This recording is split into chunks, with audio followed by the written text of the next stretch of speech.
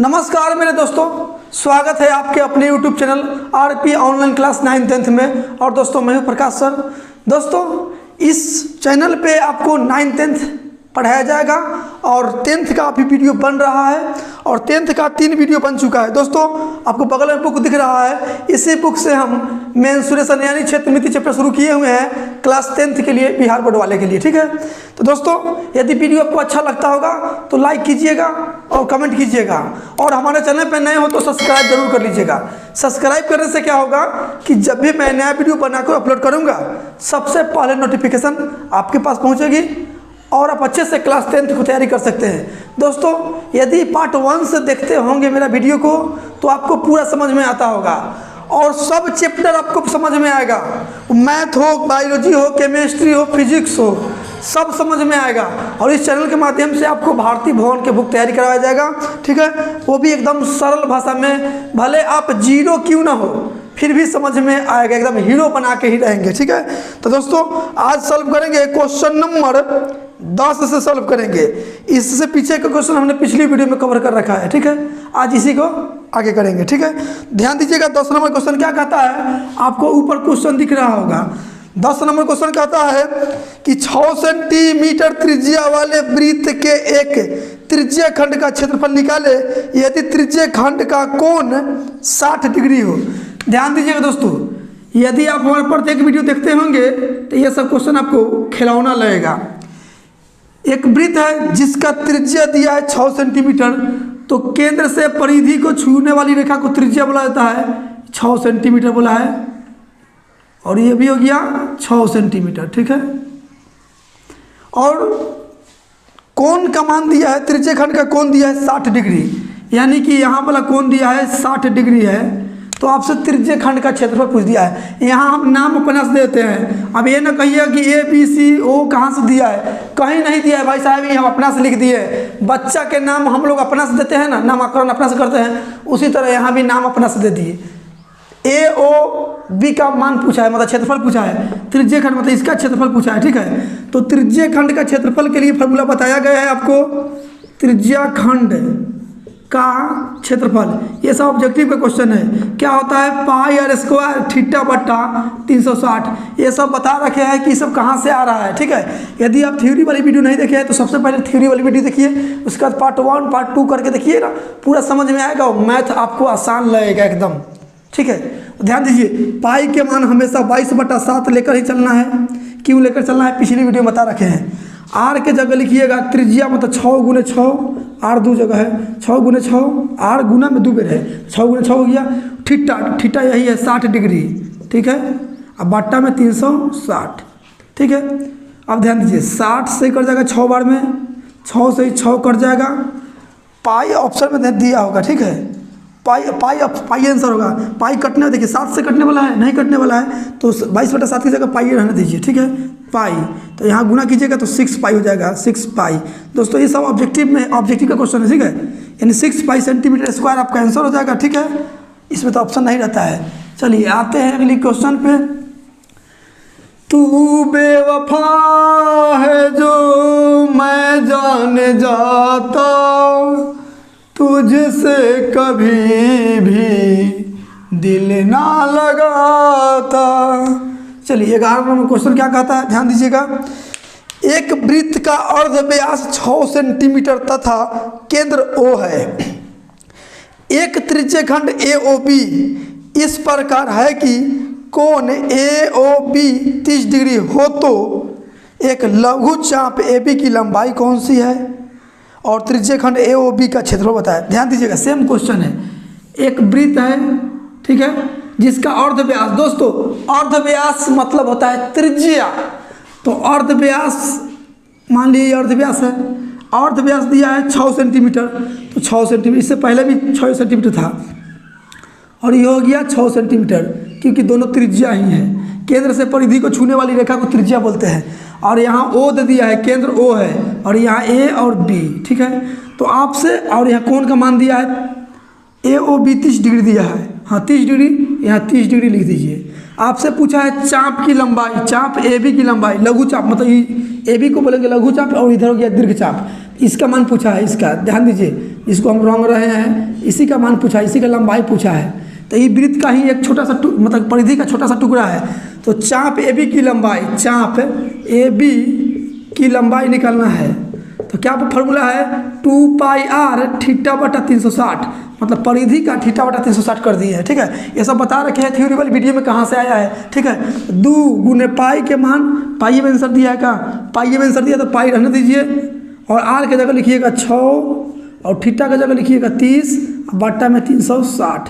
एक number question 11 के 1। ठीक है, काटिए, 1 0 से 1 0, 3 से कटेगा 12 बार में, 6 से कटेगा 2 बार में, और 2 से 2 कट गया, क्या बचा, केवल पाई बचा। यही आपका आंसर हो जाएगा। ठीक है, पाई ऑप्शन नंबर ए में है। और 2 नंबर क्वेश्चन क्या कहता है, 11 के 2, त्रिज्य खंड का क्षेत्रफल, मतलब इसका क्षेत्रफल ए ओ बी, इसका क्षेत्रफल पूछा है। तो त्रिज्य खंड का क्षेत्रफल, त्रिज्या खंड का क्षेत्रफल पूछा है, क्या होता है अभी फार्मूला बताए हैं, पाई आर स्क्वायर थीटा बटा 360।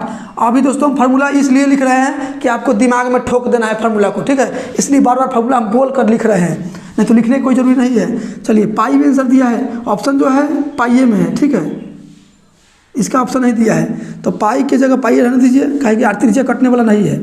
आर की जगह लिखिएगा 6 गुने 6 यानी कि 36, और गुना थीटा का जगह लिखिएगा 30 और बट्टा में 360। 1 0 से 1 0, 36 से 36 कर जाएगा, यानी कि 3 गुने पाई यानी कि 3 पाई सेंटीमीटर है तो सेंटीमीटर स्क्वायर हो जाएगा। ठीक है, यही आपका आंसर हो जाएगा। आते हैं अगली क्वेश्चन पे। बेदर्दी से प्यार का सहारा ना मिला, ऐसा बिछड़ा हो हमको ना दोबारा मिला। चलिए, 12 नंबर क्वेश्चन क्या कहता है, ध्यान दीजिएगा। क्वेश्चन कहता है, यदि किसी वृत्त की त्रिज्या के गुनी कर दी जाए तो पुराने और नए वृत्तों के क्षेत्रफलों का अनुपात कौन सा होगा। ध्यान दीजिएगा दोस्तों, एक वृत्त के त्रिज्या को के गुना कर दे रहा है। ध्यान दीजिए, पहले समझ लीजिए कैसे बोला है, के गुना कर दे रहा है। ठीक है, तो पहले मान लेते हैं कि त्रिज्या 1 रहा होगा। ठीक है, आप 1 रहा होगा, कुछ भी मान लीजिए, x मान लीजिए, q मान लीजिए, कुछ भी मान लीजिए, हम 1 मान लिए। ठीक है, और k गुना कर दिया तो 1 में 1 का k गुना क्या हो जाएगा, k हो जाएगा, यानी कि अब k हो गया। ठीक है, पहले त्रिज्या 1 रहा होगा, अब त्रिज्या k हो गया। तो पूछा है पुराने और नए में अनुपात पूछा है, तो पुराने वृत्त का क्षेत्रफल क्या होगा, पाई आर स्क्वायर, तो पाई आर स्क्वायर मतलब 1 का स्क्वायर 1 के रह जाएगा। ठीक है, अनुपात पूछा है तो अनुपात ये हो गया पुराने। ठीक है, पुराने, और इधर नए लिख देते हैं, और नए का क्षेत्रफल क्या हो जाएगा, पाई आर स्क्वायर, तो पाई आर स्क्वायर, तो आर क्या है के, तो के स्क्वायर, पाई से पाई कट गया, इधर 1 बच गया और उधर के स्क्वायर बच गया। यही आपका आंसर हो जाएगा। इस बार का एग्जाम में यही क्वेश्चन पूछा गया है। ठीक है, त्रिज्या के गुना कर दिया जाए तो क्षेत्रफल कितना गुना बढ़ जाएगा, यानी अनुपात जो होगा 1 अनुपात के स्क्वायर। ठीक है, ऑप्शन नंबर सी हो जाएगा। आते हैं अगली क्वेश्चन पे। दोस्तों, यदि समझ में आ रहा है और वीडियो अच्छा लग रहा है तो लाइक जरूर कीजिए, और अच्छा लग रहा है तो दोस्तों के पास शेयर कर दीजिए। ठीक है, चलिए, 12 के 1 था, 12 के 2 नंबर देखिए, इसमें 3 क्वेश्चन है। 12 के 2 क्या कहता है, 2 वृत्त के त्रिज्याएं का अनुपात 3:4 है, तो उनके क्षेत्रफलों का अनुपात क्या होगा। देखिए, 2 वृत्त है, ये पहला वृत्त है और ये दूसरा वृत्त है। ठीक है, दोनों का अनुपात दिया है, त्रिज्या का अनुपात दिया है, त्रिज्या का। इस ऑब्जेक्टिव क्वेश्चन है, ये क्वेश्चन सेम क्वेश्चन, यही क्वेश्चन पूछा गया है इस बार भी, 12 के 2 नंबर। ठीक है, आप सवाल उठा के देख लीजिए, क्लास 10वां का जो परीक्षा हुआ है 17 फरवरी के, उसमें उठा के देख लीजिए, एक क्वेश्चन पूछा गया है।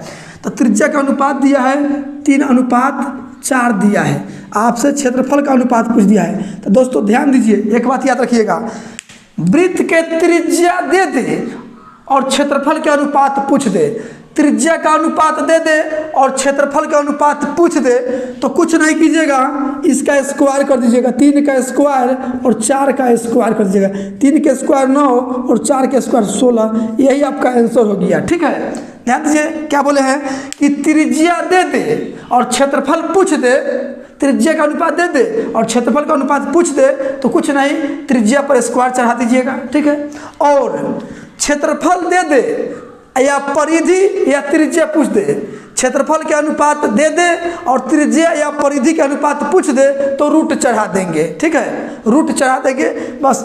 इस बार के एग्जाम में क्षेत्रफल दिया था और त्रिज्या का अनुपात पूछ दिया था, तो कुछ नहीं करना है। जैसे मान ले रहे हैं कि दो वृत्त के क्षेत्रफल का अनुपात दिया है 3:9:16, तब क्षेत्रफल का दिया है और परिधि या त्रिज्या पूछ देगा, परिधि या त्रिज्या को पूछ देगा तो क्या कीजिएगा, कुछ नहीं रूट चढ़ा दीजिएगा। ठीक है, यानी कि 3:4 हो जाएगा, यही आपका आंसर हो जाएगा। ठीक है, तो इसका आंसर जो हो जाएगा ऑप्शन नहीं दिया है। ठीक है, आते हैं अगली क्वेश्चन पे। 12 के 3 नंबर पे आते हैं। 12 के 2 हो गया। 12 के 3 क्या कहता है, दो वृत्त के क्षेत्रफलों का अनुपात x² अनुपात y² हो तो निम्नलिखित में तो उनकी त्रिज्या है निम्नलिखित में से कौन सा होगा। देखिए, दो गो वृत्त है, वृत्त न बनाइएगा, ऐसे लिखिए ना, पहला वृत्त हो गया, ये दूसरा वृत्त हो गया। इनके क्षेत्रफल का रेशियो दिया हुआ है, क्षेत्रफल का अनुपात कितना दिया हुआ है, x² अनुपात y² दिया हुआ है। ठीक है, आपसे त्रिज्या का अनुपात पूछ दिया है, त्रिज्या का। तो अब ये बताए हैं कि क्षेत्रफल के अनुपात दे दे और त्रिज्या या परिधि का अनुपात पूछ दे तो कुछ नहीं भाई साहब, रूट लगा दीजिएगा, रूट लगा दीजिएगा, हो गया। 2 x में से एक बहरी में आएगा, x² के मतलब है x गुने x, तो रूट के अंदर 2 को तो बाहर एगो निकल गया और रूट के अंदर 2 y है तो एगो y बाहर निकल के चला गया, यानी कि त्रिज्या का अनुपात हो गया x अनुपात y। ठीक है, जो आपका ऑप्शन नंबर डी में है, डी फॉर डॉग। आते हैं अगली क्वेश्चन पे।